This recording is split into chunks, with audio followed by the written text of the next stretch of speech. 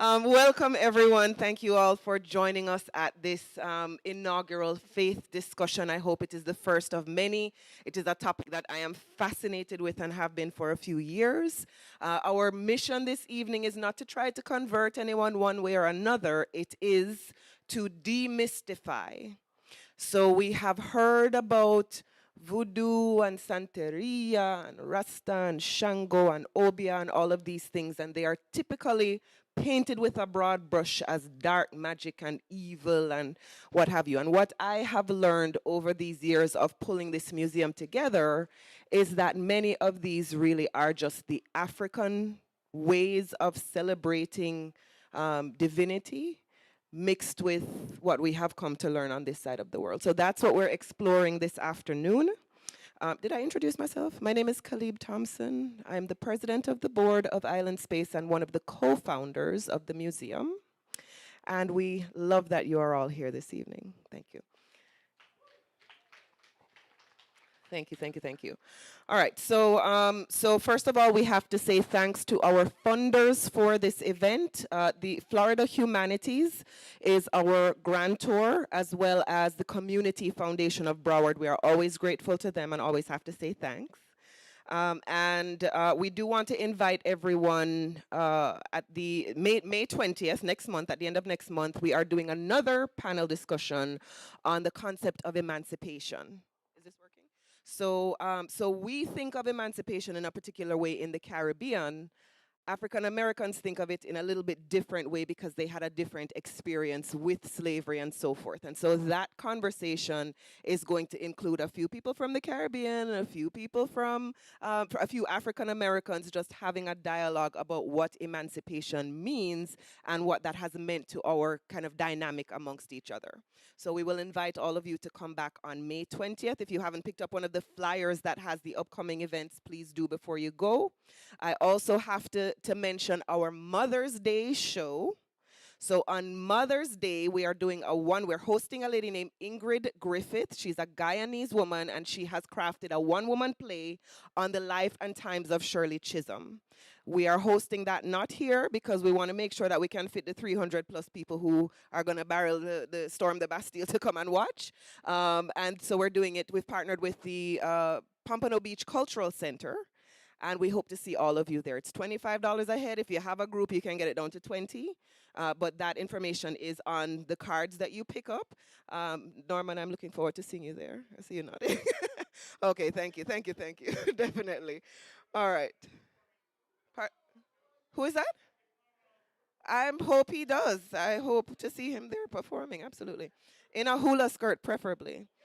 All right. So I think that's it for the announcements.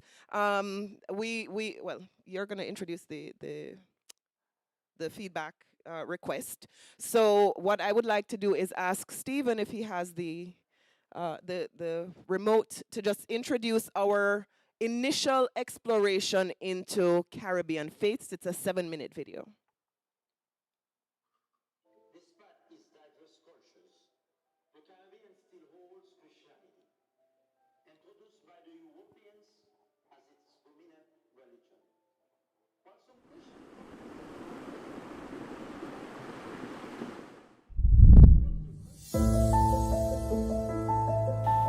Despite its diverse cultures, the Caribbean still holds Christianity, introduced by the Europeans as its dominant religion. While some Christian colonists at first justified the practice of slavery, it was the Christians who eventually lobbied for its abolition in the 1800s. That's when Christian leaders encouraged free people to attend church, dress in European style, and even adopt the nuclear family model. At this point, the Catholics and Protestants made the mark by establishing fully integrated schools for all races. European missionaries became the primary educators of the young. Then came other denominations, Pentecostals, Church of Latter-day Saints, and the popular Seventh-day Adventists, all of which grew in numbers. In Guyana, Suriname, and Trinidad and Tobago, where East Indian genealogy is strong, Hinduism and Islam are widely practiced. And in localized places throughout the West Indies, Judaism still very much at home.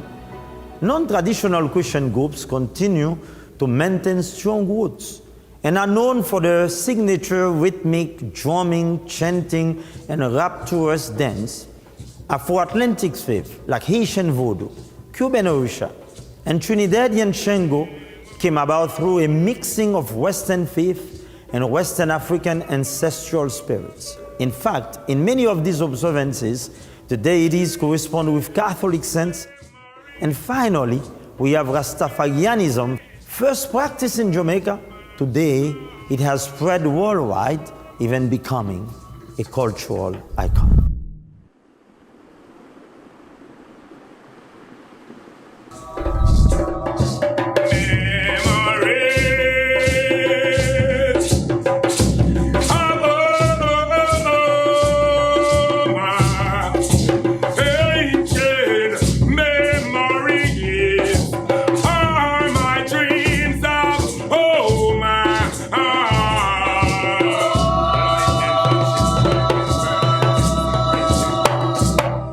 Has been through so many tribulations, and it is the sound of our drums that has kept us together. So for us, we are connected to everything and see Rastafari and everything about Rastafari as healing for the world.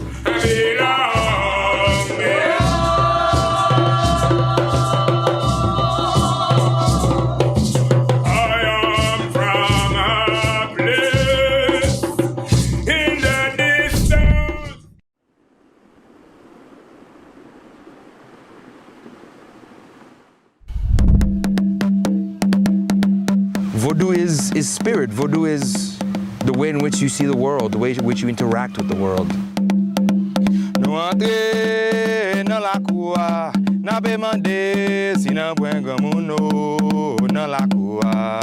It's how you relate to all the things around you. It's how you relate to your friends, to your family.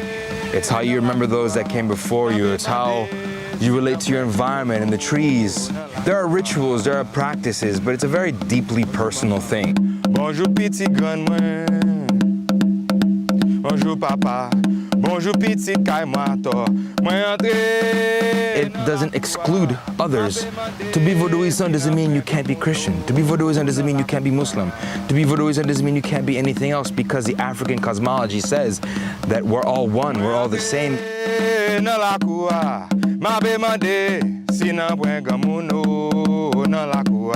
When you speak to the Loa, when you speak to your ancestors, your relationship with them is different from the next person who is as involved in the practice as you are, because each person is an individual and part of that community. The Loa are not gods. Many people believe that the Loa are gods. In Vodou, there is one God.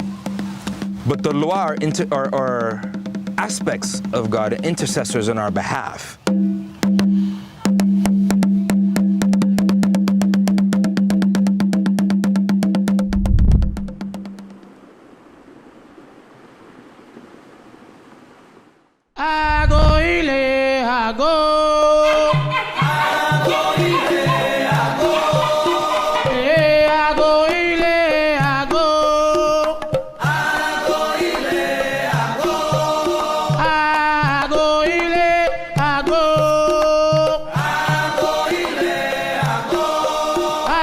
There are over 3 million African descendants in Cuba, coming from 6 different subtribes: Bantu or Congo, Yoruba or Lukumi, Ewefon or Arara, Karabali, Ganga, and French Haitian. They have greatly influenced our culture and way of life. Here's Marisol Blanco representing Yoruba, Orisha, Elegua dance.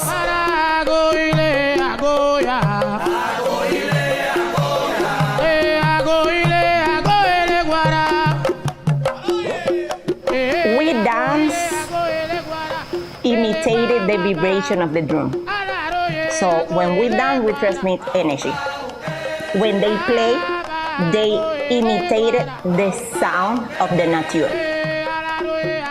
So it's vibration with our feet, vibration way they play, vibration way they sing.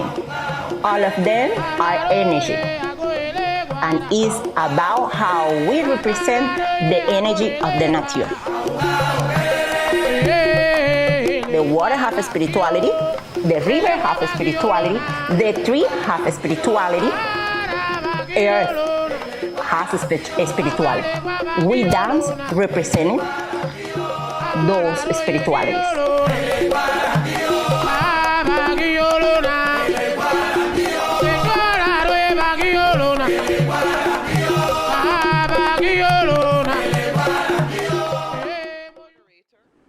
Subscribe to the Island Space YouTube channel and visit our website at islandspacefl.org to learn more. Christian Church, a professor, author, and consultant.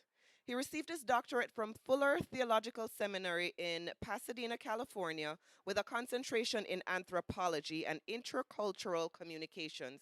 He also has degrees in biblical studies and theology. He has been involved in academia for over 15 years, serving as dean, professor, and director of doctoral studies. Dr. Facey also teaches applied theological courses, pronounce this word for me, hermeneutics, right, biblical ethics, systematic theology, world religions, and history of religion, and courses in church growth and leadership. He has served and is serving on various national boards and committees with the Church of God, Anderson, Indiana, the Florida Church of God Ministries, and South Florida Keswick Convention. Dr. Facey has authored 3 books. He was a columnist with the Caribbean National Weekly and the Sun Sentinel community page. He is also president of Clarosicion Research and Marketing and Accurate Market Research. Both are global market research companies. Dr. Facey, welcome to the stage.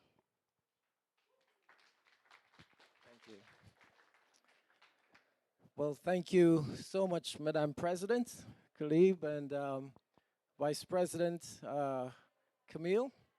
I want to thank you for the invitation to be here this evening, and I want to thank you all for coming as well. This is going to be a vigorous discussion that we'll be having, and part of the hope that we have is that you'll also have some input.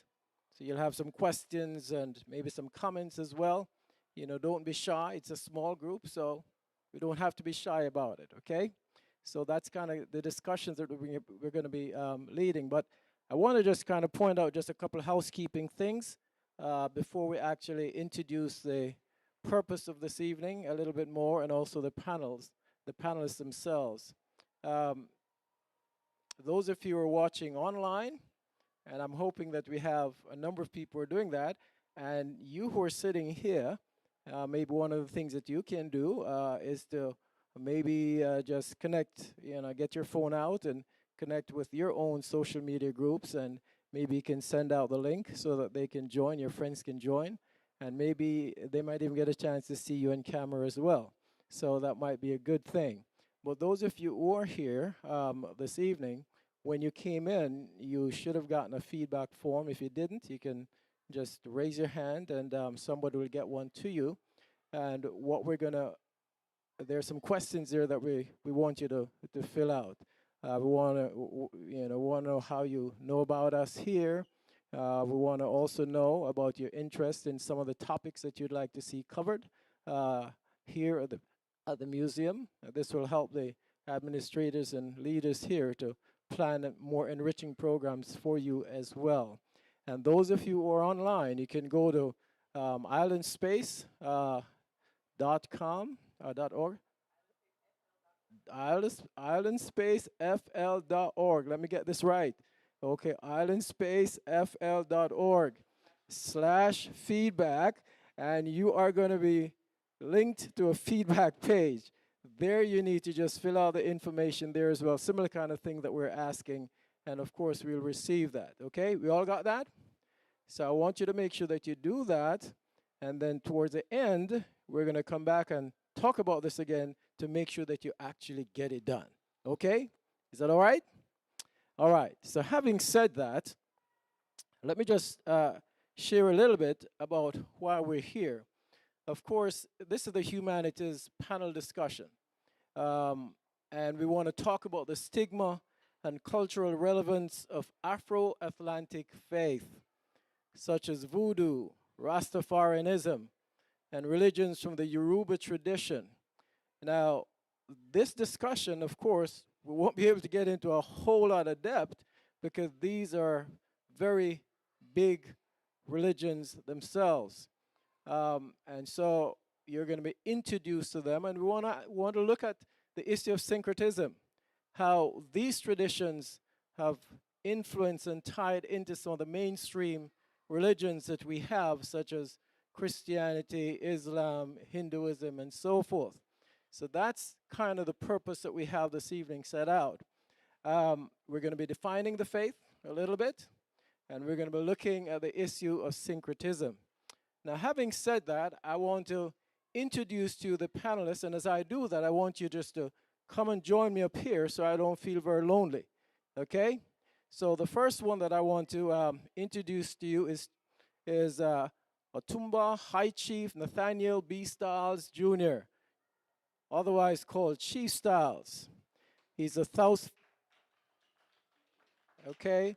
You might want to hold the applause until I give you all his accomplishments, right? He's a South Floridian native, a visionary and artist, designer, educator, and promoter of African-American, African-Caribbean cultural art. Chief Styles creates opportunities to bridge, exchange, and share experiences of mutual creative interest to stimulate intercultural dialogue between children, teens, and adults of diverse cultural backgrounds.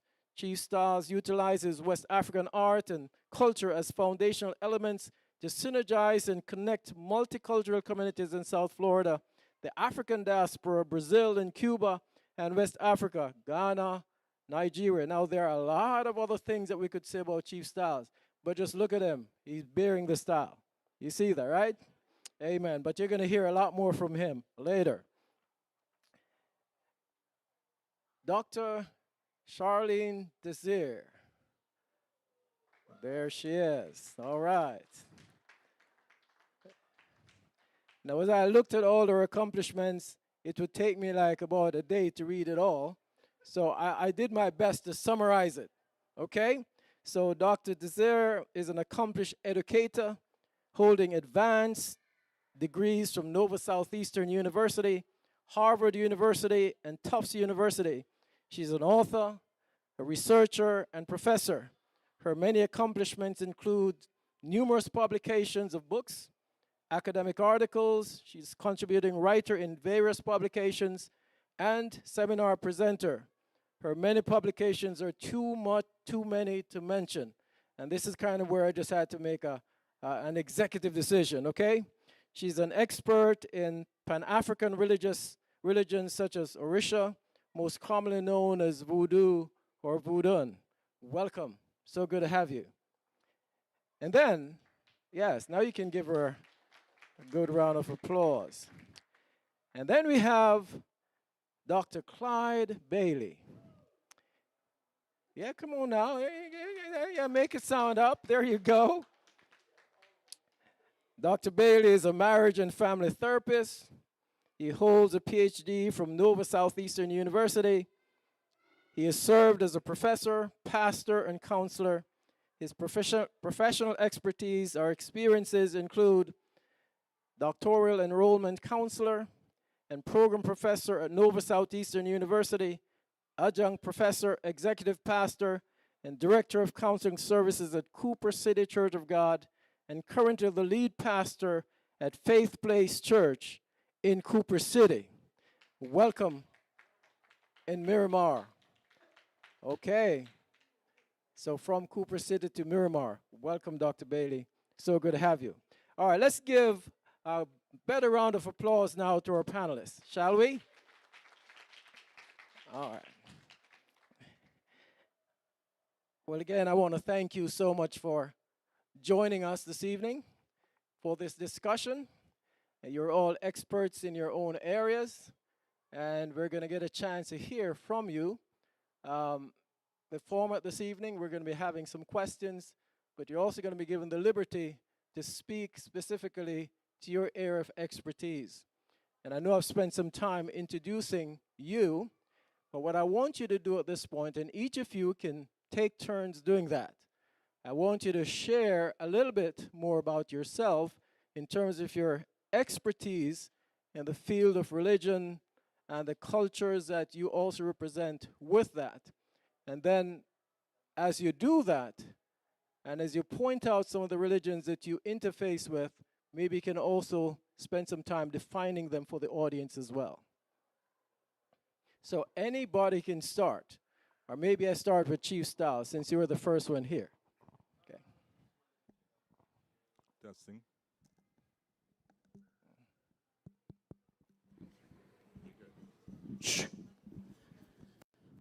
This is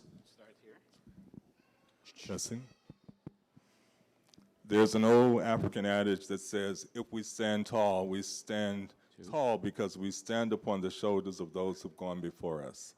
I honor my ancestors, the Styles ancestors, the Joyner, the Moses, the Morgan, the ancestors who I know as well as those who I never got to meet, those who lost their way in the Middle Passage. We say Ashe. We honor you. We thank you for all the powers that ever were or will be now here emanating through us. So may it be. The Yoruba tradition is based upon 16 major tenets, and each of those 16 tenets has 16 roads or pathway. We call those the 16 major Odus of Ifa, which is our divine mystery system, times 16, so 256.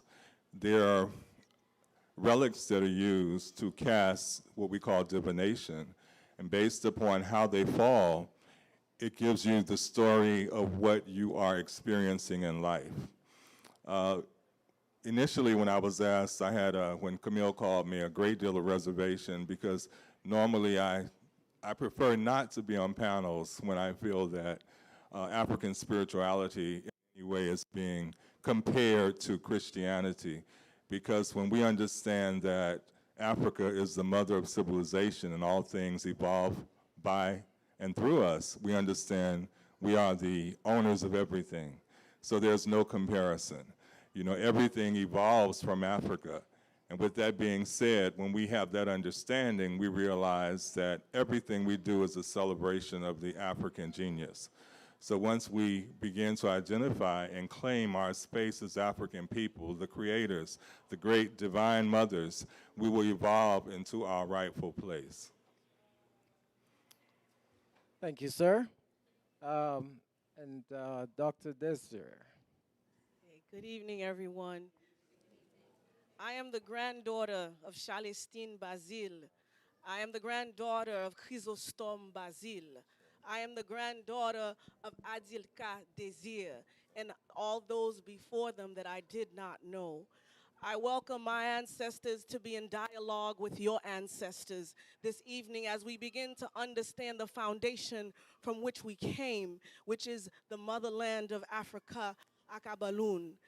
I am a very proud priestess of the Vodou tradition, and I heard and came to the call when I was a doc student at Harvard. The ancestors called me to be a representative of their voice. And for that, my teachers were Haitian children that taught me the premise of what it is to be liberated in this consciousness in this country. So Vodou is an understanding of self in the Americas. It's a consciousness of liberation.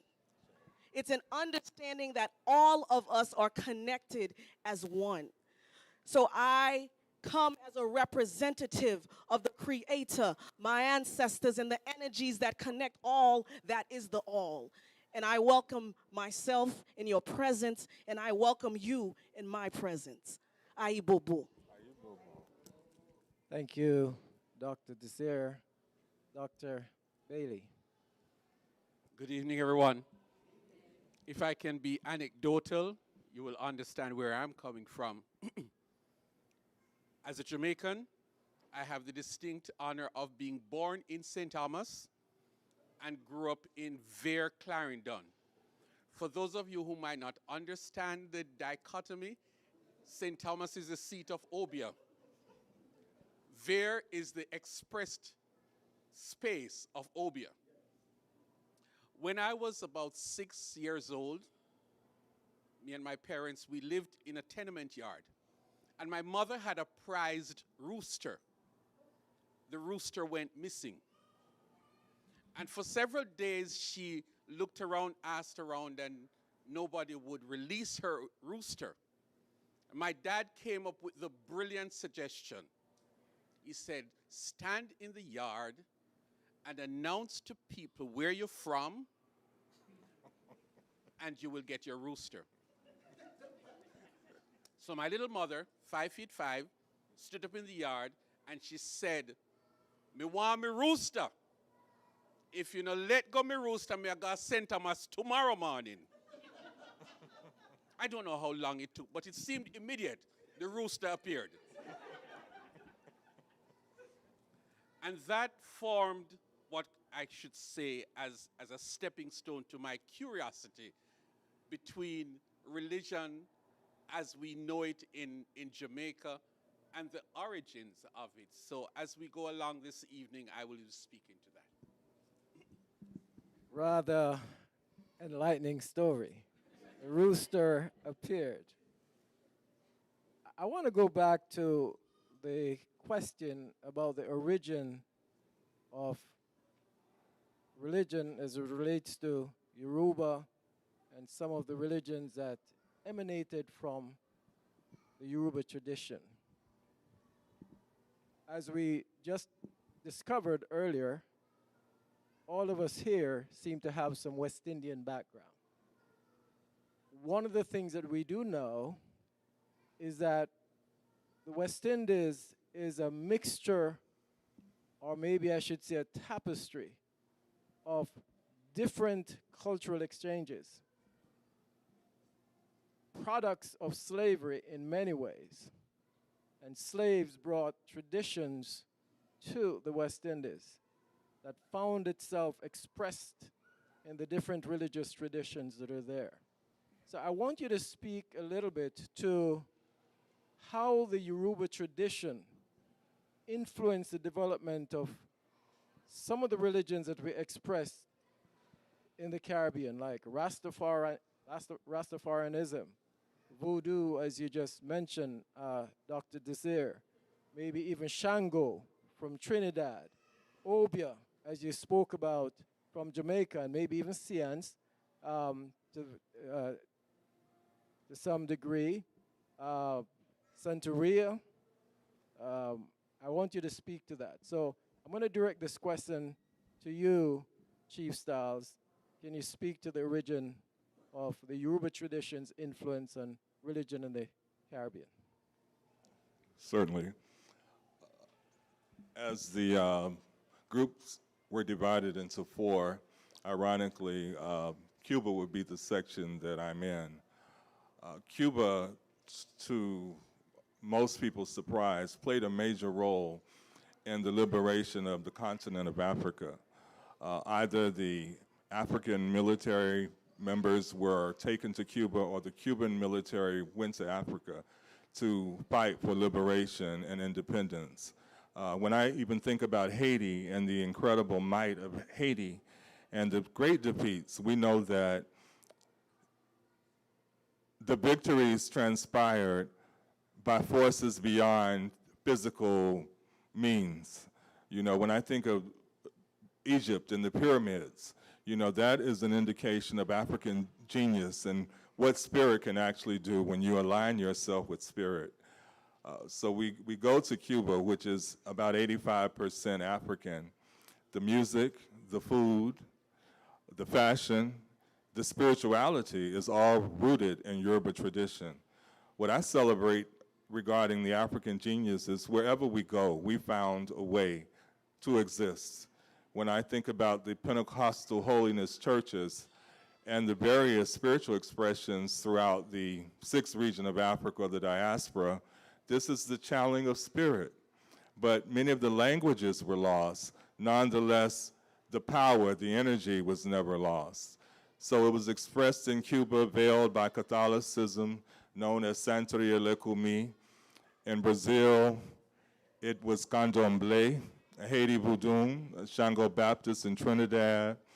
In America, you know, many of the churches that wore white clothing, be it in the South, be it in New Orleans, be it Daddy Grace, be it my late grandmother, Her Holiness the Supreme Mother Mildred Miller. Thank you for being here, Arnetta.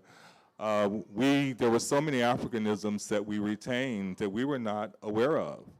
I remember I was about 8 years old, and my mother was expecting one of my younger sisters, and there was a Cuban balao whose wife was also expecting.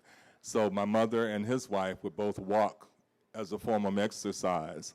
And it was interesting to find that the Cubans, they basically investigate. So they did a spiritual investigation on my family, and it revealed that we were descendants of a royal house in Nigeria, the Orisha Shango, which they celebrate as Santa Barbara. And later in life, when divinations were actually done in Africa, those things were confirmed. It was confirmed that I'm a descendant of Pharaoh Ramses III, and I received spiritual elevation and chieftaincies both by the Akan of Ghana, by the Yoruba of Nigeria, and it's all in alignment with what I found out through Western science and medicine. But that's a reflection of the power of our ancestry. And when we begin to honor and to embrace, to realize the greatness that's within us, look at it as a blessing rather than a curse or a taboo. As we enlighten ourselves and embrace us in our highest form, we will advance as a people. Thank you. Thank you so much. And I'm going to direct the same question to you, Dr. Desir. But I want you to speak specifically to Vodou and, you know, the history of it coming from, you know, West Africa into Haiti and how that has developed. There are nuanced discussions about the influence of Christianity also on Vodou, and how that has changed as well. So maybe you can speak to that. Yeah, I mean, I'll start with the story. You know, I went to Ghana with my sister, my older sister, and we were the only two in the dungeons. And the brother who was doing the tour, he said, "Y'all are Haitian?" And we said, "Yes." And he said, "Do you know your history from this dungeon?" And we said, "No." He said, "You know, the first kidnapped Africans brought to the Americas landed in Haiti." So we had this notion of enslavement in the Americas, in Haiti, and it wasn't until 100 years later that slavery began in what we call here the United States. So we were the first that had to make meaning of this process that was put upon us. And everybody knows there were more kidnapped Africans who died in the passage than made it on land. So in this understanding, we had a group of kidnapped Africans on this island, and there were some indigenous native people there, very few left, and they came to toil for financial benefit. And this was grounded in this disguise of Christianity. So what did these people have to do? The first thing that they had to do was understand that they were not slaves. They were spirits. They were souls. They were kidnapped Africans brought to this land. And the Haitian people, we identify, we come from 21 nations. We kept track. You know, we came from all sorts of different traditions. There was an ancient Christianity. It wasn't what we call it here in modern times, but it existed. We had brothers and sisters who were Muslim. We had people from all different ranks, princes, kings, people who were farmers. So we came with skilled laborers. And they had to find a way to understand what was being done and how to survive. The African American says, you can take away things, but you can't take away my soul. You can't take away my soul. So in that process, they said, let us create a system that makes sense to us. Vodou is not only a religion, it's an epistemology. It's a way of understanding how we vibrate as souls on this plane coming from an African terrain. And in that process, they said we must create a justice system. We must create a language. We must create an understanding. We must create health practices. We must create, and we are not here on the land as slaves. We are the Wayom d'Haïti. We are the kingdom of Haiti. Haiti is a Native American word. We will take your Native American, we will acknowledge the blood that's shed here before we got here. So we are Haiti. We have a language, which is Creole. And every time, and we will take from all remnants of these other traditions and create a language, and we will take the fabric of your Frenchness and we will put it in there, because we cannot deny that the colonizer still resides in the blood that we vibrate on. And we took all of that on. And the other thing, our philosophy will be liberation. We do not come here as enslaved people. We come as liberated souls. And when we gained our independence, we went all around helping other people liberate. I am not free. I am liberated in the consciousness that the Creator created me to be on an African plane, and that vibrates in my soul. So when we think about the consciousness of Vodou, it's mixed with every fabric of how we are. And of course, it will be vilified. If it was the first rebellion and resistance of colonization, we will be vilified. They will vilify us as the worst, barbaric, disgusting thing. And as African people, we have to say, I don't believe you. How can I believe you? I don't believe you. Of course. And can you imagine these people for 300 years? They said, I am not a slave. For 300 years, I will be free. For 300 years, I will be free. A child was born. The child does not say, I'm a slave. The child said, I will fight for the liberation of my people on this plane. Creator brought me here. There's a reason, and I am free. So in that consciousness, for 300 years, they fought. And for 13 years, they fought a battle against the greatest army in the world. And they won. They won. And that vibration only happened because there were brothers, sisters in Jamaica. There were brothers and sisters in Cuba. There were brothers and sisters in the United States that was always doing their own rebellion and holding that own torch. I am the symbol. I am the vision of my Creator, and I am free. And so we as a people have that consciousness. So what happened when the first people came? They put, 3 flags, crosses, and said, hey, what? Y'all are Catholic now, but we got our Bible and we got one for you. So because we didn't want to die, we didn't have images, we had symbols on the floor. And we said, okay, we'll play with you. St. Patrick, that's our Dambala. Wedo, the highest form of wisdom, because we know St. Patrick was a slave too, and rose up to be a saint. So it was conscious how we picked this. So we say, you know what? We are everything. We are everything. Thank you so much. And the passion with which you express yourself is contagious. And one of the important things that Dr. Desir said that I think is important to get. I know, like for instance, in indigenous religions,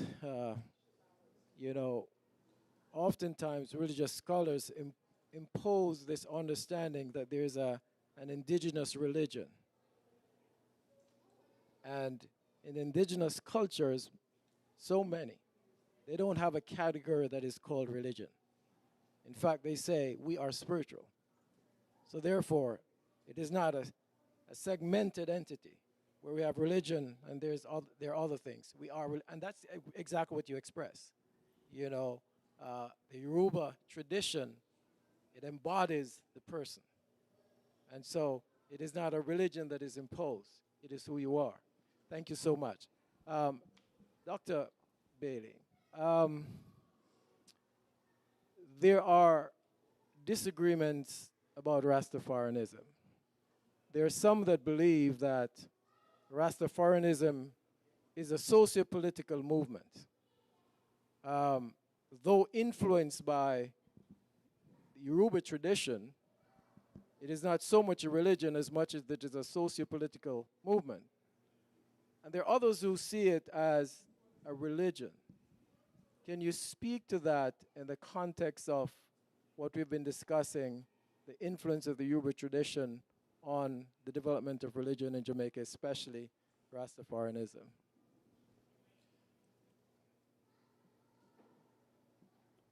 Before we get to the question of Rastafarianism, could we just for a moment take a trip back in time? We learn about slavery, the transatlantic trade, from textbooks that we were made to read in schools. But if we could cast our imagination 500 years ago and understand, as Chief Styles so beautifully painted, that Africa, and particularly West Africa, was not sitting around waiting for the white man to come from Europe to transport them to the New World. That there was life going on, there was religion going on, there was a vibrant culture going on, there were successes and great economic development was going on in Africa. We talk about slavery, and there was slavery that was brought to West Africa, particularly through religious groups that participated in the sub-Saharan trade. And so that there were people who were moving bodies of Africans across the continent. So here comes the Europeans along the west coast of Africa. And they brought with them their weapons. And if we can just for a moment understand or picture the turmoil that happened along the West African coast, there was no common language between the visitors and the natives. And so what helped to subjugate a people were the weapons. And through the power of their weapons, they were able to capture groups of Africans and load them onto these ships. For me personally, the most vicious part of slavery was to have packed human beings as if they were cargo. So they bring them to the Caribbean and they trade them, they sell them off. The Africans were not able to bring any commodity, but they brought something that was intangible. They brought their culture. They brought their religion. They brought their sense of self. And all of those things clashed with the culture that the white slave traders and slave owners sought to impose upon them. And as those two entities clashed, what emerged were the intangibles that the Africans brought in rebellion against the intangibles that their European slave masters were imposing on them. And one writer said that because of this clash, there was an underbelly resistance to what was being imposed, so that you found that on the estates, the slaves were Western religion by day and African religion by night.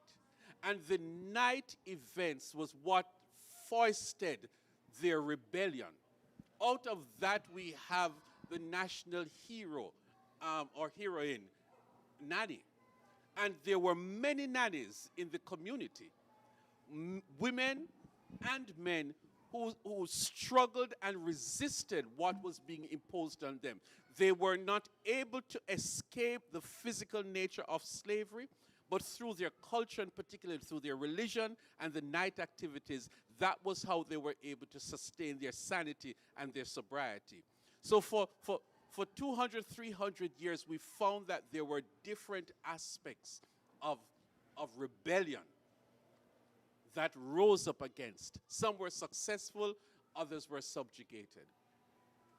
Fast forward, slavery was abolished in the English-speaking Caribbean in 1838.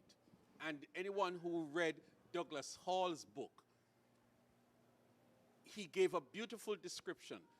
The majority of the slave estates were on the coasts of Jamaica. And so when on August 1, 1838, the Emancipation Act was read, Douglas Hall described a beautiful exodus. He said the slaves, the freed slaves, they ran away from the estates on the coasts and they took to the mountains. And that gave rise to what we call free villages, and that's why you have so many communities in the mountains of Jamaica.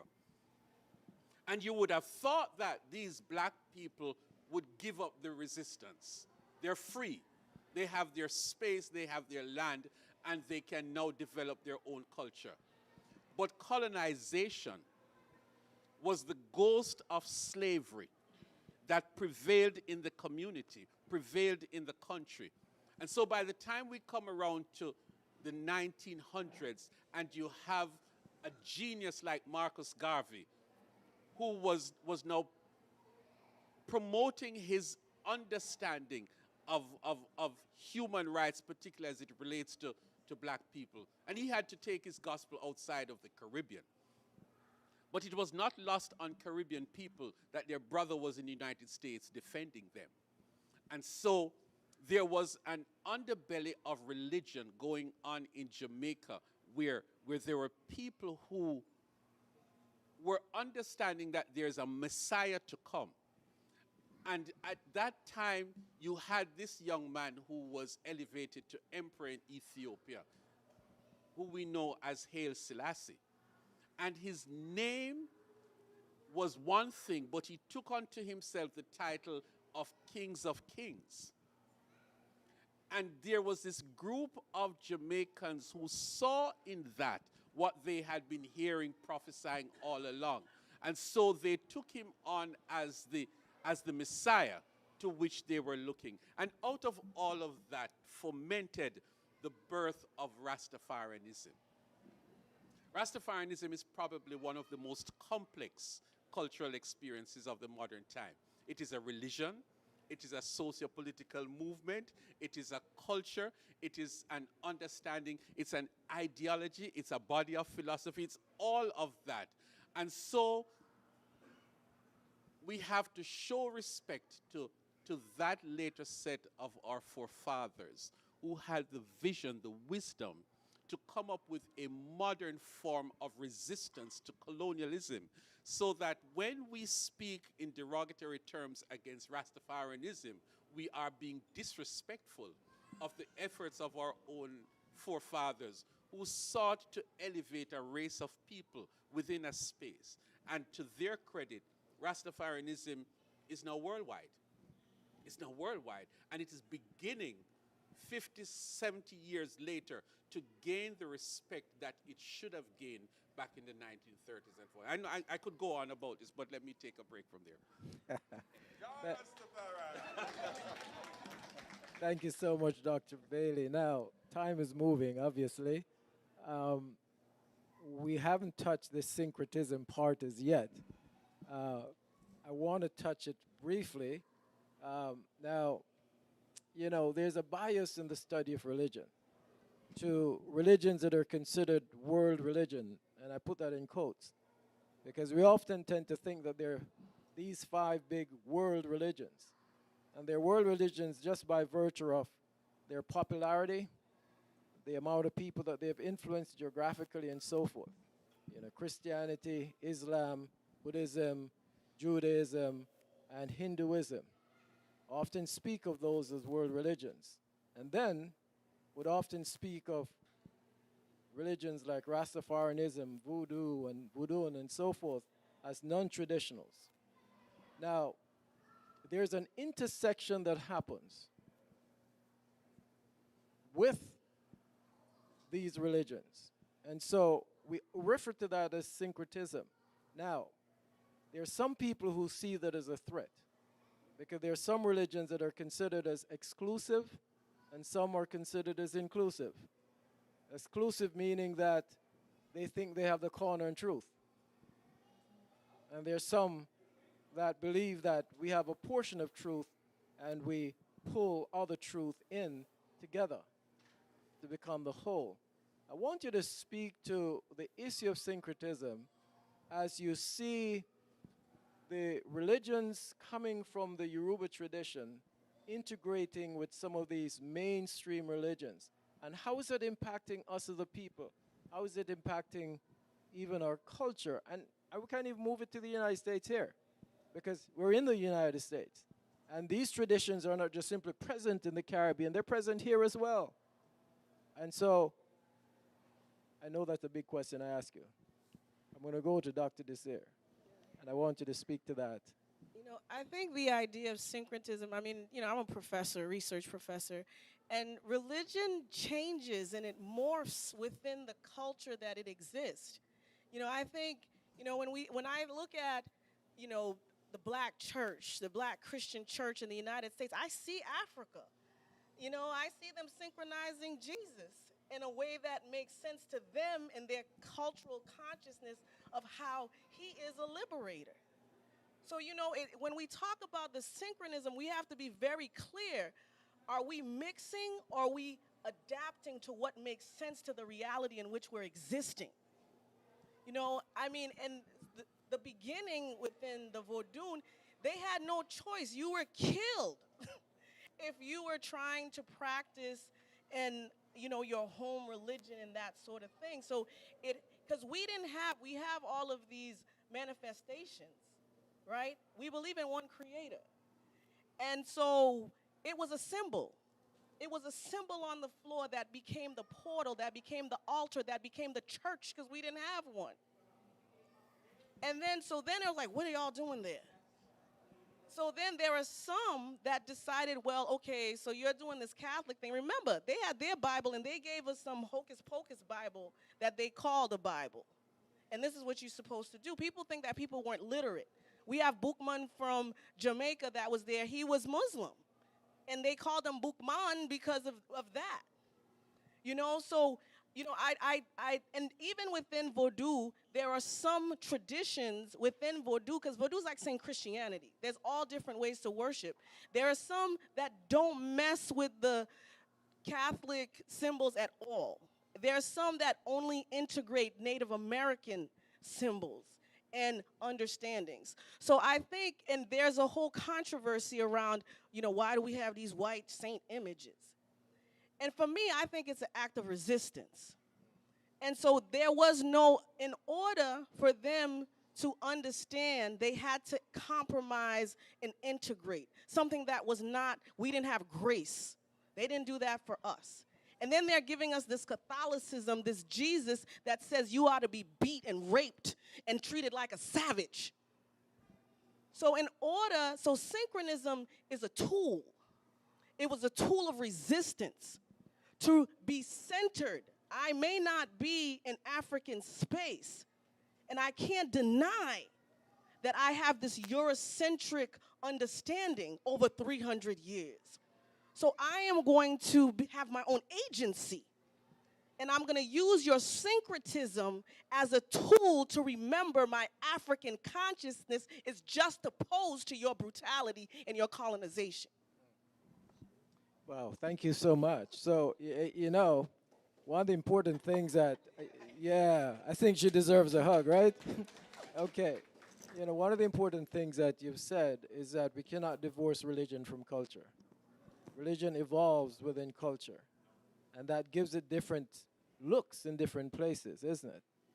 Chief Styles, I want to touch on something that we need to touch on, and that has to do with the stigma, some of the negative stigma surrounding some of these, what we consider as non-traditional religions, or some of these religions that come out of the Yoruba tradition.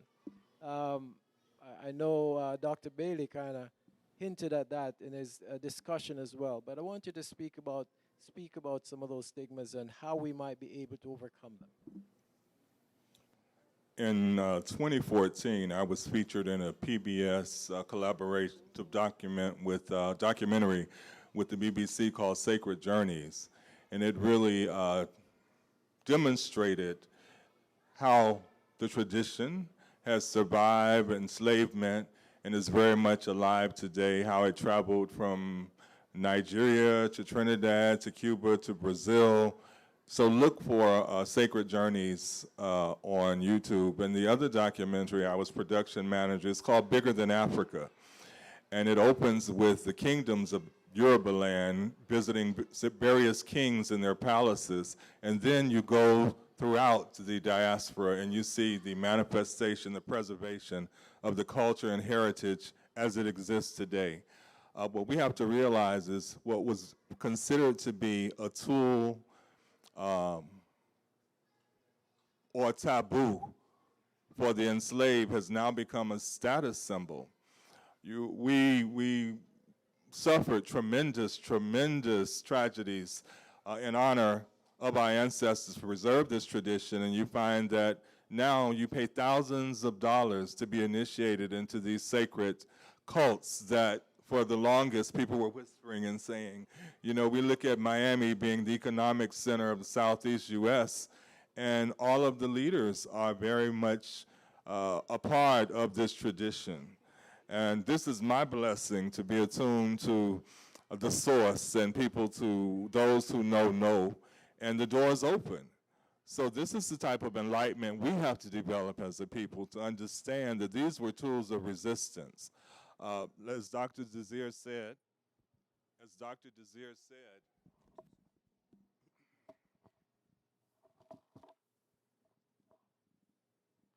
it's beyond words to be able to express the tragedies, the travesty that our ancestors experienced.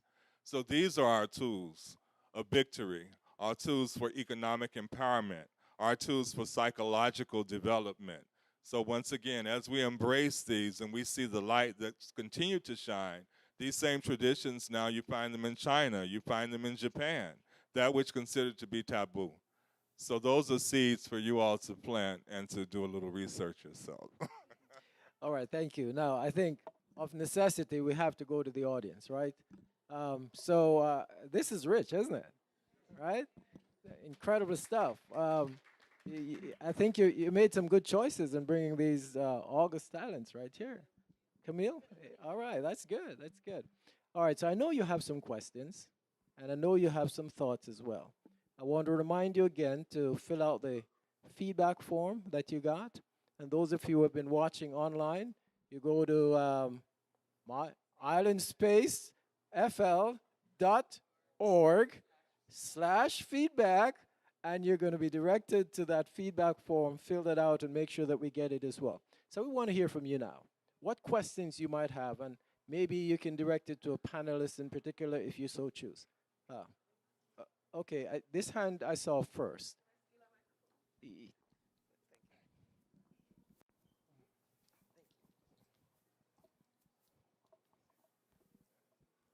First of all, can you hear me? Oh, well, thank you all.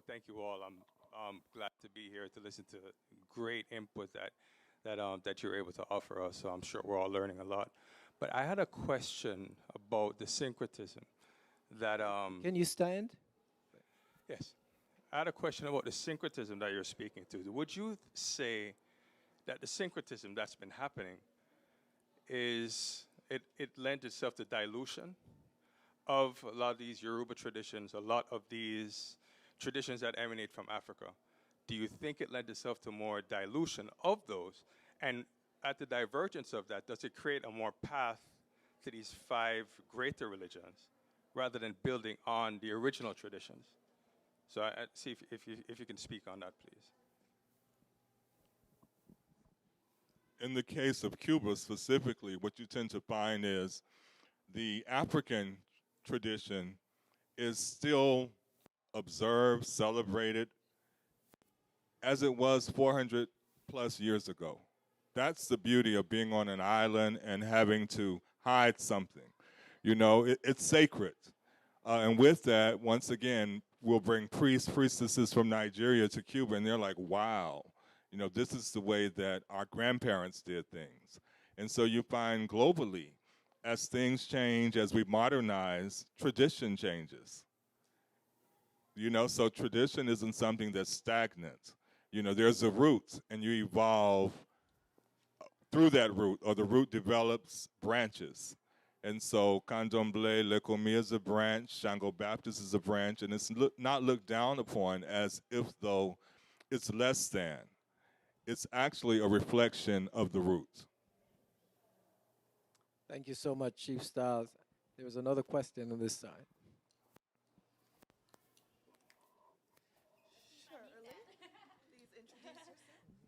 Hi, my name is Shirley Oxis. I am the granddaughter of a Haitian Ouga and a granddaughter of also a Haitian Mambo from Petite Rivière Latibonite, who then, when we came here, were totally Catholicized, if you understand what I'm saying. Went to Catholic school for more than 8 years of my life, and then my aunties and everything, you know, try to shush that away, and then am the product, of Catholic school. However, spirits have been chasing me from my dreams ever since I was a little girl. And then finally, about maybe 5 years ago, I decided to figure out what those spirits are. I don't know if you understand, because I went where clear, you know. So for the past 4 or 5 years, I've been searching, finally went to Haiti a few months ago, you know, to put my foot down and, you know, and ask my ancestors, you know, what do I do now? There are others like me, you know, who have been surrounded by the whole Catholicism. And then my aunt, as a matter of fact, the other day told me, Shirley, pas à l'église, non? Pas à l'église. Like, don't go to church, because you cannot sever two things at one time. Unbeknownst to her, God is God is God, so I felt. And I wanted to know, I'm asking you, Dr. Basil, am I saying that right? Dr. Desir, you are and it's so funny, my background is a Basil too, but we'll talk about that later. What do you say to those of us, you know, who have been taught to shush? And then, you know, we feel the spirits. And then, you know, before I left my hotel room today, I did my 2 coffees, and I put my water down, and I put a note on top, please do not touch or clean. And what do you say to us? Like, where do we go? Like, what do we do? And then, like, sometimes I don't even know what I'm doing. I just follow the spirit. And my journey, I know, has just begun, but I feel like it's long, and I don't feel any direction. So what do you say to those of us, as the other gentleman mentioned, that we're everywhere, but we're still not everywhere? You understand? I say welcome home. Sorry, 2 coffees. Somebody asked me what is 2 coffees. So in the Haitian Vodou tradition, if you know, when you sever your ancestors, you have 2 cups of coffee. 1 cup of black coffee, the other cup with coffee, sweet coffee, and then you have your water. And then from what I watched my grandmothers do, you drop 3 drops of coffee each morning or on the foot before you cross it, pretty much. And then, you know, I do the food on a full moon, and then I you know, I give thanks as food and stuff like that. So there's a lot. And I'm learning, so I give it back to you. Thank you so much for being here. I appreciate all of this. I don't know if you heard, I said welcome home. That's what I say to the lost children that are back. You know, we have to remember, like, you know, Africa is where civilization began, so everybody's synchronizing with us. You know, that's the bottom line of it. You know, we were the bed for all that existed. We're the eldest. We're the eldest on the planet. And so in my tradition, we definitely believe that the ancestors always exist, you know. For some in the Haitian tradition, we believe that our heaven, our paradise is underwater, where they dropped the bodies of our ancestors. So listen to the voice. I'm a psychologist by training, you know, and I create programs for young people to understand the sacredness of Vodou and Pan-African religions. You're not crazy. You know, not everybody is crazy, because we don't have mental illness, we have spirit damage.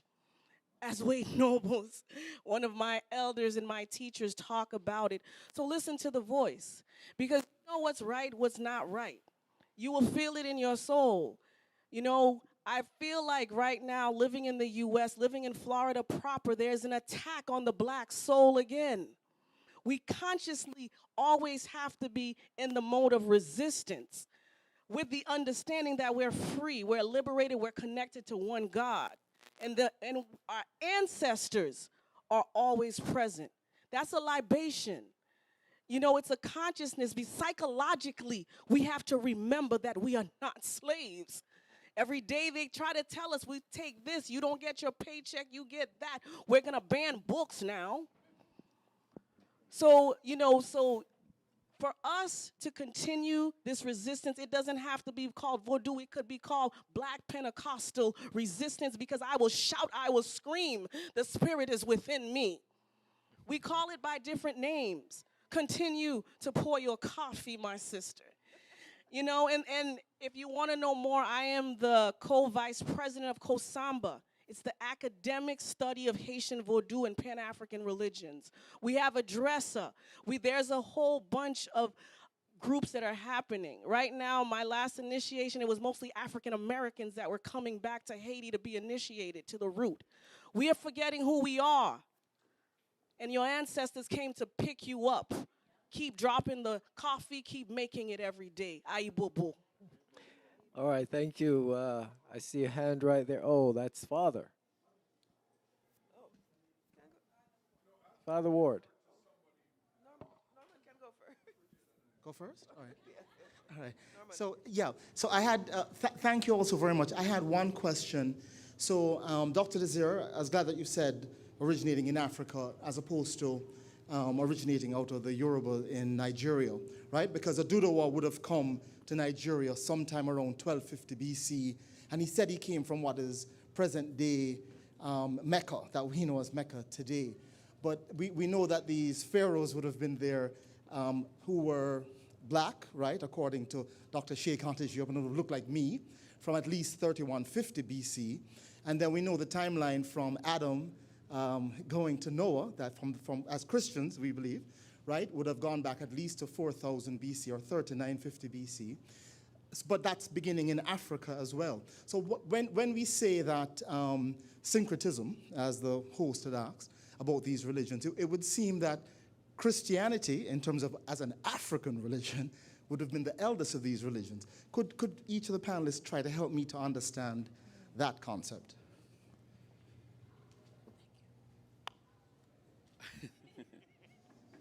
Looks like the lot falls on you, Dr. Bailey. Yes, sir. I've been sitting there, and it occurred to me that there's something that we hardly acknowledge.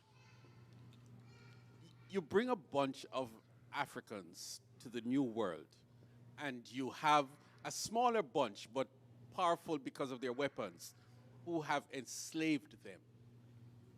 And out of this merging of two cultures, there is the element of resistance in between.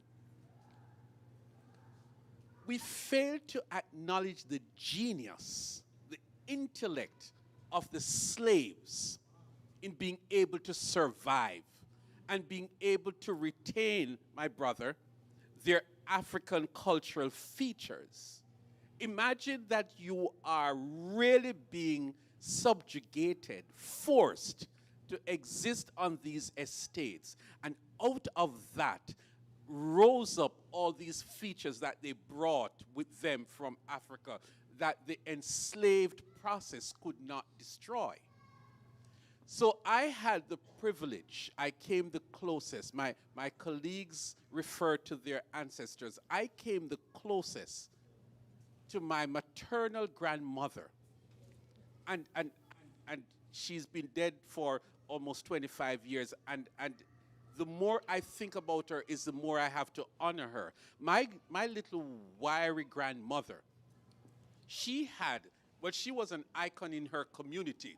Anybody who was sick, my grandmother would turn up. She was no nurse, she was no doctor, but I found out that grandma had a shelf in her kitchen from one end to the next, and she had a bottle with every known medicine for every sickness in the community. And she once explained to me, talking down to me because she figured I couldn't understand it, that she learned these things from her grandparents. But my grandmother, she resorted to using what she got as African retention in dealing with health and survival in the community. But every Sunday morning, my grandmother was the first person in the Anglican church. Yes. And when she died, she had a Christian funeral. But what she did was what was passed down to her, that her foreparents, they retained the valuables of their African religion. And those valuables helped them to survive.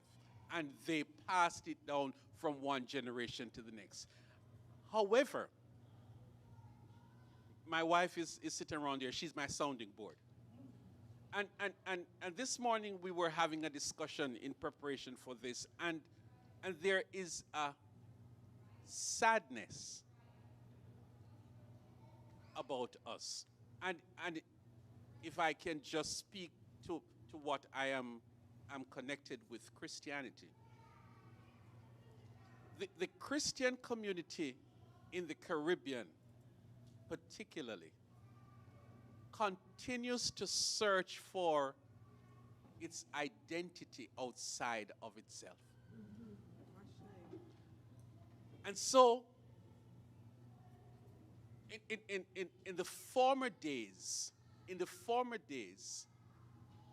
while there was the hymns that came out of Britain that they had to sing in the Anglican and the Baptist churches, there were the folk songs that came out of the African tradition.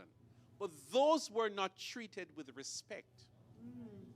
And in our own country, it's groups like the Jamaican folk singers, Olive Lewin, who researched and brought these things to the surface and said, hey, listen, this is not negative. This is powerful stuff. These songs are powerful stuff. And so some of those things found them way into Pentecostal churches. And so you would find the sophisticated Pentecostal churches in the city, and you would find the roots Pentecostal church in the country, right? The drumming and the hand clapping and the dancing and all of that. Well, what do we see now? The more you see the church in Jamaica, you see an evolution where we are moving away from that. And what we are doing now, if the US sneezes, we catch a cold. As soon as a praise and worship song emerges in the United States, it finds its place in the Caribbean church. And what we have been forced to do is to continue to look down on our native creation in worship and treat it as if it is not genuine. And I wish we could come of age. I wish we could emancipate ourselves. I can't believe I'm saying this. Emancipate ourselves from mental slavery. Where we grow. Stop looking outside for affirmation, even as we practice our faith. That our faith is right here with us. I think I saw Bob Marley singing Redemption Song. Anyway, I just want to drop two things, and then because time is about here, there are some scholars that will say that Yoruba goes back to 500 BC, which would be about the same time Buddhism started, Jainism, and some of those other major religions that we think of. There are one of the questions that we often raise in religion, when we think of religion comparatively, we say who borrows from whom. If we go back to Yoruba, you'll find that they have always believed in a creator God. And there were divinities that emanated from that God. And so that one creator God, singular, is the same creator God that we speak of in Christianity. And so now who borrowed from whom? Because Christianity started about a little over 2,000 years ago. Okay, so I'm just planting that for you to think about. That's all. Now, we don't want to overstay or welcome. We have another, yes, Father, 2 more questions. One love, one heart, Bossing it, huh? Let's get together and feel all right. One more time, lick it back. One love, one heart.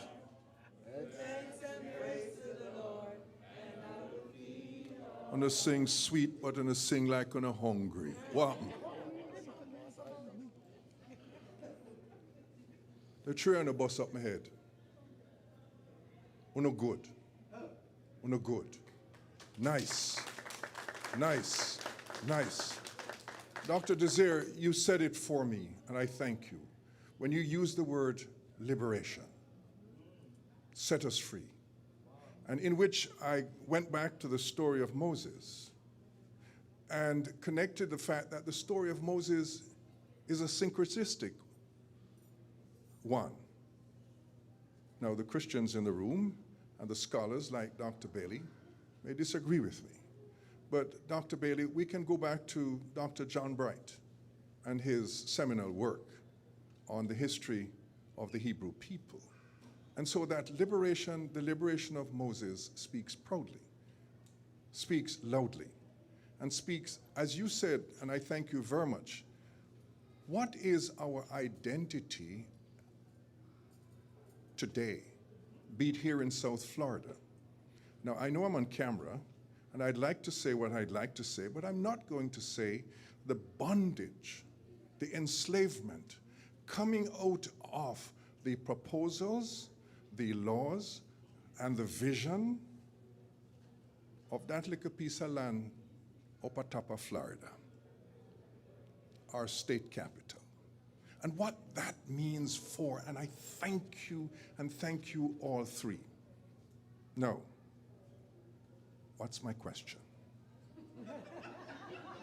If you drop a big money upon me, like a Jamaican $1,000, not much, but of great value. I want to ask you to envision and to make connection, please. Chief Styles, you introduced it. And you can rephrase my question, please. I'm talking about economic empowerment, which you introduced. Dr. Desir, you talked about identity. And Dr. Clyde Bailey, me have to joke a little bit in a boss, because you use the original Obia man up there, so right now. Where are we going here in South Florida? And what are some of the possibilities for you, if you might say a little bit more? Thank you very much. One love, enough respect. Well, it sounds like it's going to be you, Chief Styles, and then Dr. Bailey. That's what I'm hearing. When we speak of Christianity, it's on. I think about Lalibela in Ethiopia, very, very ancient relic that is proof that Christianity existed far beyond our imagination. I think of the Palashis of Ethiopia, whom were discovered, I think, in the 80s. National Geographic was doing a study, and they realized that this group of people, isolated community, were still practicing all the ancient Jewish traditions.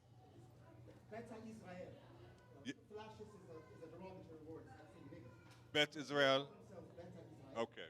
Well, I was actually in Israel at that time, and they all approached me thinking, and they called me Palashi, so thank you for that. Bet Israel. What we have to realize as African people, to go to church is not a contradiction. As priests and priestesses, we awaken our souls. The Loa, the Orisha, are revitalized or activated within us. We are the temples.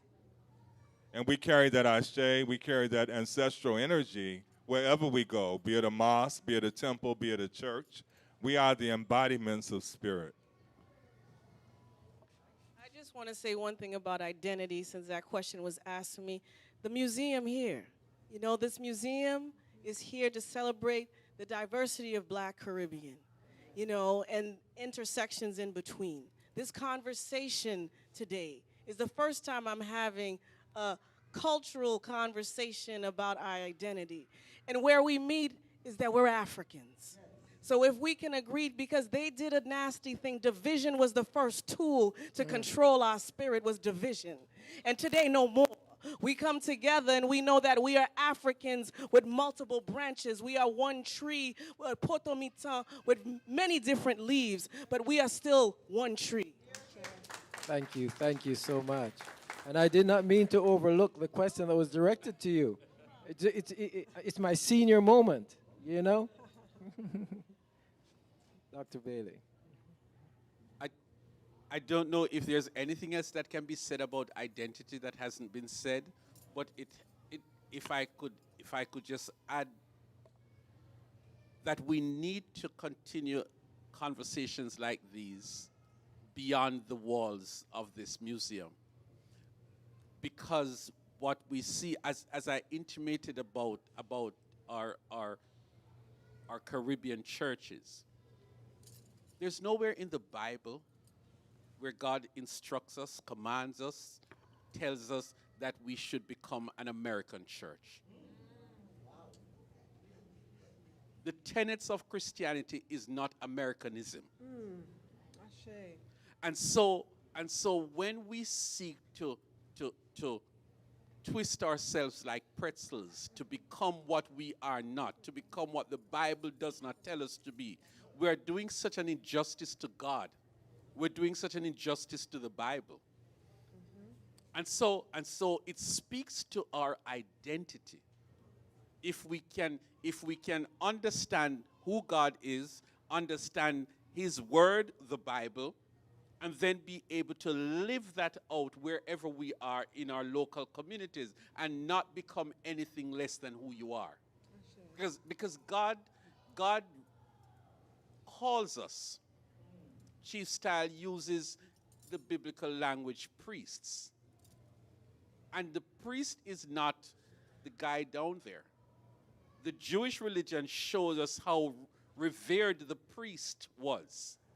And so when Jesus created the new order that we now call Christianity, he elevated every member of the Christian body to the level of priest. We are not slaves. If I could just use that word in a religious context, we are priests, a kingdom of priests unto our God. And so we need to speak that to our people. It is not just words put down there by St. Paul and St. Peter. It is what God wants us to see ourselves as. If you think about it, that if you are a kingdom of priests to our God, we begin to start thinking that, hey, I'm a member of God's royal family. Did you hear what I say? I'm a member of God's royal family, which means that I'm a prince.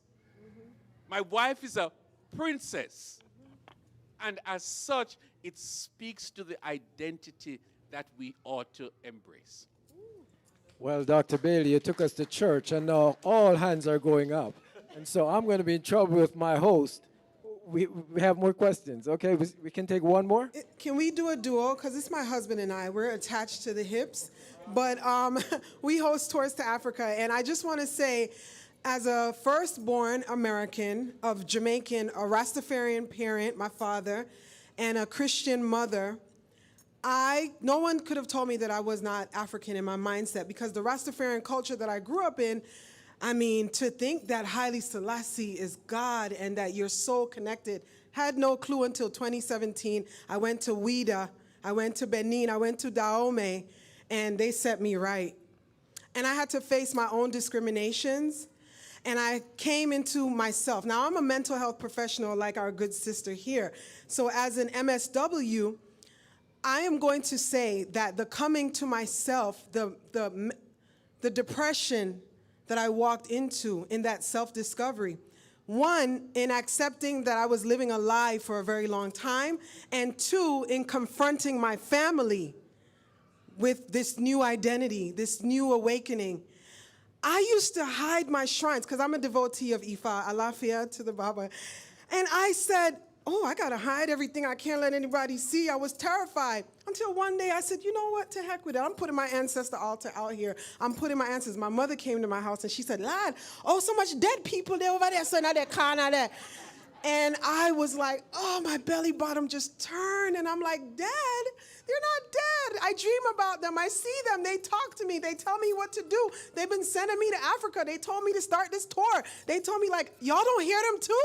I wanted to holler and scream and shout. So I'm excited about this conversation. In particular, Dr. Bailey, I need you to write one book. You know, a book or something, wagwan.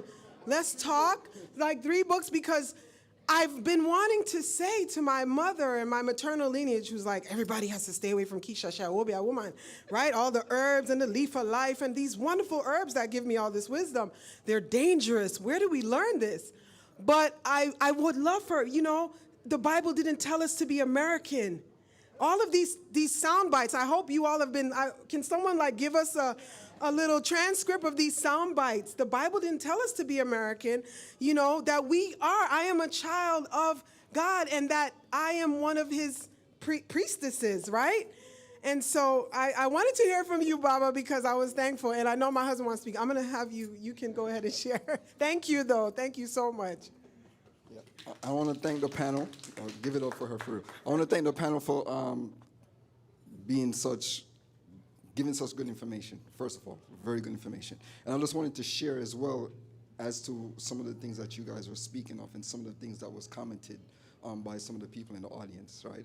And I know that in Kemet, currently known as Egypt, right, all these 5 major religions that we talked about came out of Kemet, right? So we have to first give honor to that, and we're going to understand where did the people in Kemet get that understanding and that knowledge from, because they said knowledge came down the river Nile. So when you go to the source of where this knowledge comes from, knowing that Ifa traveled out of Kemet into Ila Ife, and understanding that once we were displaced, is a nice way to put it, and taken to the west, that we were not all just taken, we had also priests and priestesses that volunteered to come to maintain traditions and to maintain culture. And while in the Caribbean and North America and all the places where our ancestors were displaced in, we see that people secure the culture, like you eloquently put it, Western religion during the day, and we doing our African thing at night. So we maintain those traditions. And then we see different understandings that transpire through revolution, through not wanting to take the oppression that was taken or that was given. Then you see different things arise, like the Rastafari movement, which wasn't really came out as a religion at first. It was more a revolutionary answer to the oppression that we were facing in the Caribbean, just by seeing the music that Bob Marley and Peter Tosh and all these other greats came and spoke. And as a person who followed the culture, as Rastafari, when I started traveling to Africa and start understanding ancestral honor and respect, I had to transcribe the information that I was learned or taught to now start bringing in other different aspects of our African spiritual practices. So for me, it's not labeling myself under a traditional practice, but seeing myself from a Pan-African standpoint and knowing that if I unite under that one banner, then all these differences, intricacies that divides us, right, will bring us more together, and we could focus on that one goal, which is to lift up our ancestors, because their only mission and journey once they touch on this Western hemisphere was to return back home. And for us to honor that is us bringing them to the forefront and bringing them back on the level of understanding that we need to practice and need to honor them. So I think my first honor is to my ancestors, because their shoulders are who we stand on. Ashe.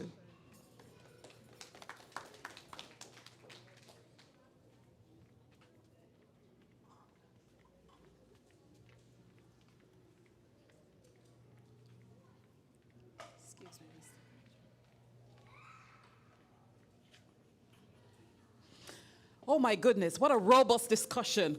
What a wonderful arrangement here. To hear that this is the only Caribbean art museum that exists in the world. It's phenomenal. Let us give ourselves a round of applause because I think this is quite phenomenal. And what a wonderful group, the panel here this afternoon. I felt so moved, and Dr. Bailey, you took so many words out of my mouth, from Bob Marley to emancipating ourselves, how we have been colonized to think. And you know, my friend Dixie here is with me, and we have had some serious discussions, and so all of what you've said resonated with me, because as a little girl, grew up in the church with my mom right here. I remember attending church and wanted to have the tambourine, to clap our hands, and you know, an elder approached me and said I was breaking up the church. I had an affinity for the word, and you know, being brought up in a Christian home, I really felt that need. But we mentioned something earlier, when it comes to being colonized, I think some of us are still colonized, and I think having that community where we can come and express ourselves and to really seek understanding amongst ourselves and to have these robust discussions, because I think some of us are still lost, are still wondering. And as our sister said there, welcome home. So many questions, I believe. And I think we can take this beyond right here at the mall.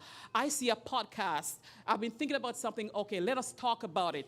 And I feel that you have answered part of some of the wonderings and questions that I've had. Let's talk about it. This is something I believe that we can talk about as a people.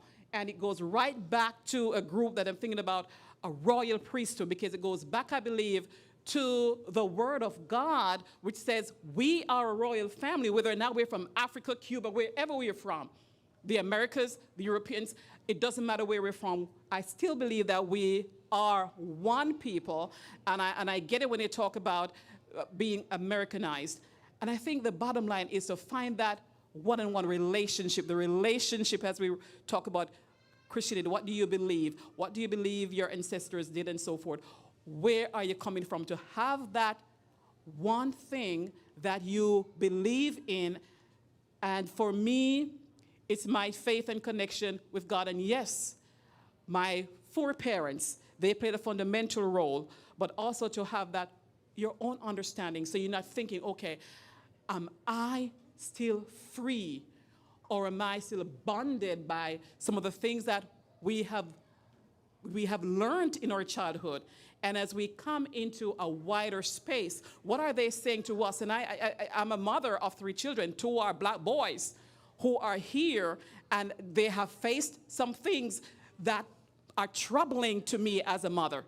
And what do we do about that? So that is one of the discussions that we can have as well, but also to be grounded, to have a foundation so my children, our children, do not feel lost.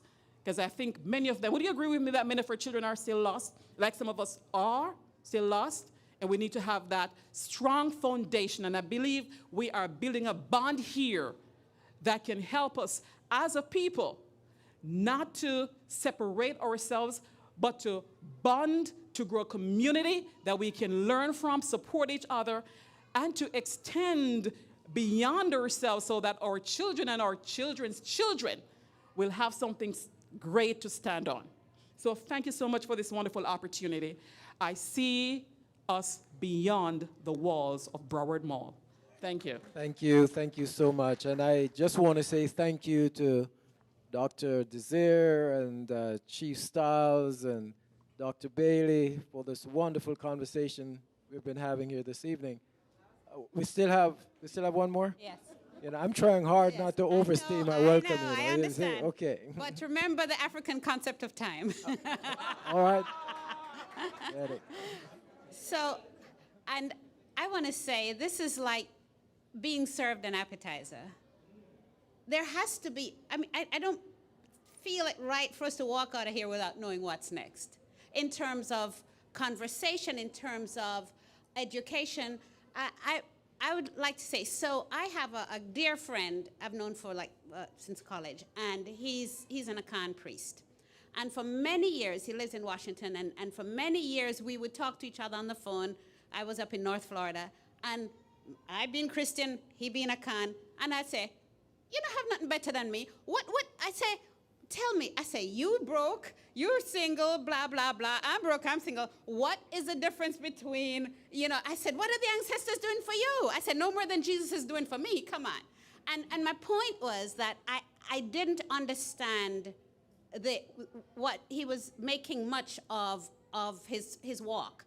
And I went to his ordination and all of this, and all I saw was the external, But I'll tell you what, almost 10 years ago now, he called me one day, and he said, your grandmother's here. And I said, yeah, whatever. I said, okay, so I humored him. And I said, okay, what does she look like? And he said, she's kind of tall, light-skinned. I said, oh, that's kind of easy to say. And then he said, she's wearing a scarf. And I sat down. And I have it on my phone. I started writing down everything he said because the scarf was my grandmother's quintessential. She was tall. She had curly hair, but she always had it wrapped. And everybody was like, why don't you just wear your hair out? So it was a big deal in our family. And that was the beginning. Fast forward, I have an altar, right? But the reason I say that is not to talk about myself, but to say people like me who I have been journeying this by myself, trying to understand. In fact, the reason I'm here today is the same guy's ex-wife lives down here and we're still friends. And I said, well, there's not a phone book anywhere. I said, I can't go to, I don't know anywhere to go. I know where the churches are, but I don't know where you guys are. And so she texted me last night and I was like, of course I'm going. And I had no idea where or what. But so for the rest of us who want education, information, and collaboration, and all these things, because I love even what you said about us being a royal priesthood. It all fits together, but we each have to find it inside of ourselves, and it's so tedious to try to do that on your own, and not that it's possible. So my question again is, where's the rest of the meal? Because this is an appetizer. Well, I think that's a question for President Clyde and Vice President Camille to answer. And is this where I exit stage? You can close out and then I'll close out. All right, I want to thank you again so much. And this has been so wonderful. The engaging discussions that we've been having, and these are thought starters, really, because there's no way you can delve into the depth of this, right? You have something to say, right? Okay. Just a reminder, we are Africans, not because we were born in Africa, but because Africa is born within us. Thank you, thank you. And so I want to say thank you to President Clyde and Vice President Camille and for the team here. Thank you for the invitation. We're honored, and I will now turn the mic over to you. Thank you, sir. I actually want to ask everybody, how do we get in touch with, if we want to follow up with anyone on the panel, starting with you, Dr. Facey? Okay, well, there are several ways. Genesis Christian Church, .org, mygenesiscc.org. You can connect with me there, or Abundant Life Christian Academy. I'm the Director of Education there. alkaeagles.com. You can connect with me there. Maybe those are probably the best ways. Okay. Thanks. And Chief Styles? chiefstyles@gmail.com. Dr. Desir? Yes, I have an organization, the Empowerment Network Global, 10TEN Global.org, and I'm my last name, DESIR 13@gmail.com, the 10 Global. Okay. And then Dr. Bailey?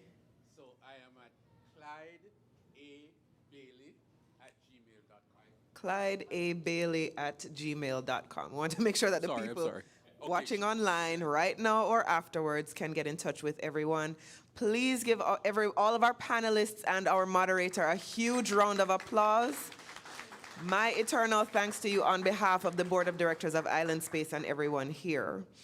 If you want to hang out with me on stage for just a few more minutes, I am thanking you. I am thanking our audience for showing up this evening. Please give yourselves a round of applause. And it brought me, I almost started tearing up a few times when you all were talking. And I don't even know why. It wasn't things that I hadn't thought about or heard before, but I had not heard them expressed in this way. And it fills me with joy hearing that you had not had this type of interfaith, interdisciplinary, whatever the term is, this type of discussion. And it fills me with joy asking, when you ask the question, what is next? Because that's the purpose of this place. That is the purpose of Island Space. That's why we built it, so we could have these conversations that we do not see or have anywhere else. We have them in our head, and we think everybody's talking about it, and there's not a space. Island Space is the first and only Caribbean heritage museum in the United States for sure. We believe it is the first one in the world. We have not been able to find another one that brings all of the cultures of the region together, and that is our point in its entirety. So if you have thoughts, if you want to hear more, most of you were given that piece of paper. If you want to hear more, please use that to fill out, this is what I would like to hear more of. That's what I'm interested in.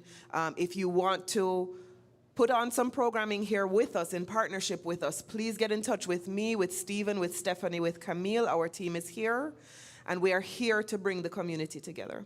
So thank you for that. Reminding everyone, emancipate yourself from mental slavery. May 20th is the next conversation of this type, also supported by the Florida Humanities and the Community Foundation of Broward. So please join us again for that. If you put your information in the iPad at the front, or if you put your information with us through Eventbrite, we have your contact information. We will share with you when additional events are coming up.